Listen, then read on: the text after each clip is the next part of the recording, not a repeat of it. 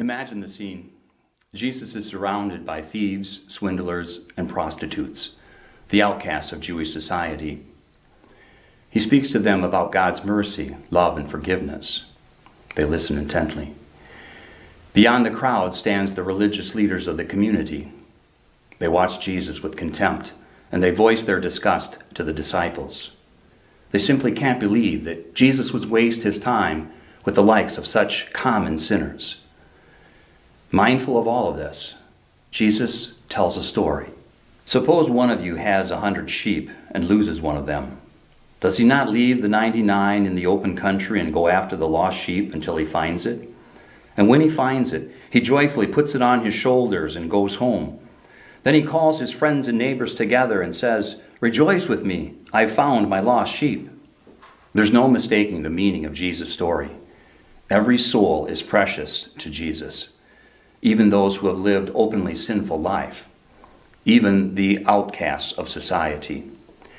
In this episode of Other Sheep, we're going to talk a little bit about the search for lost sheep that Wisconsin Lutheran Institutional Ministries conducts in the jails and prisons all around us.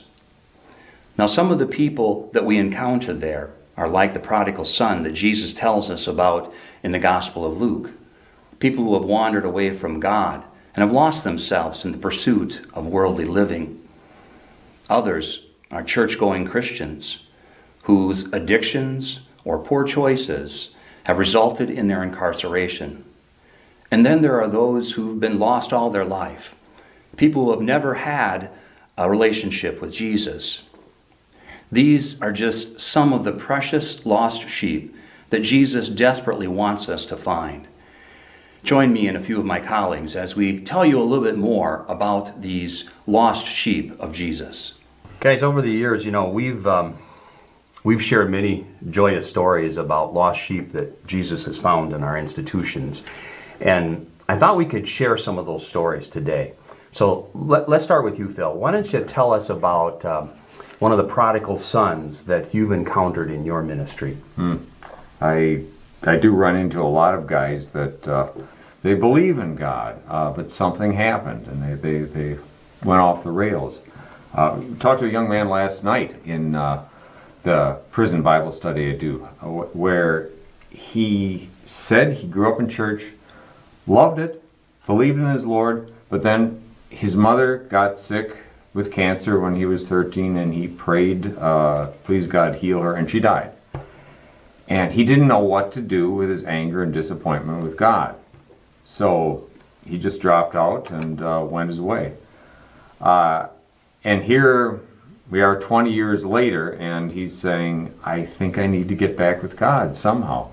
And this is where it's really gratifying to be able to tell him, come with your anger. Tell God about your disappointment. It's okay. You've got a God of grace who accepts you just as you are. And it took him coming to prison. It took him going through a drug addiction to get him to this point, but here he is at this point, and I have the privilege of getting him together with the God of grace.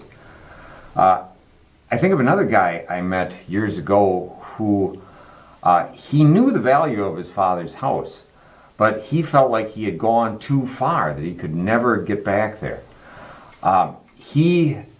When I met him in prison, it was for breaking and entering.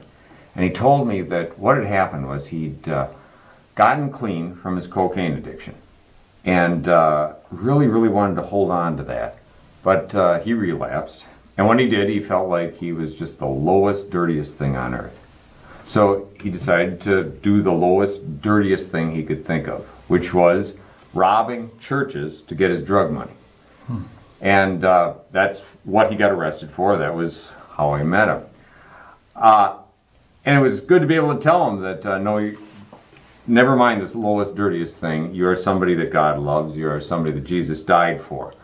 But here was a man who, he knew the goodness of his father's house, but he felt like he'd just gone too far, could never get back there. And I think that's what a lot of the guys that are in prison are like that. They are not the hardened criminals that people imagine them to be. They're men who have lost the hope they once had. And we're in a position to help them to come back in contact with the real hope that comes from the real God of grace.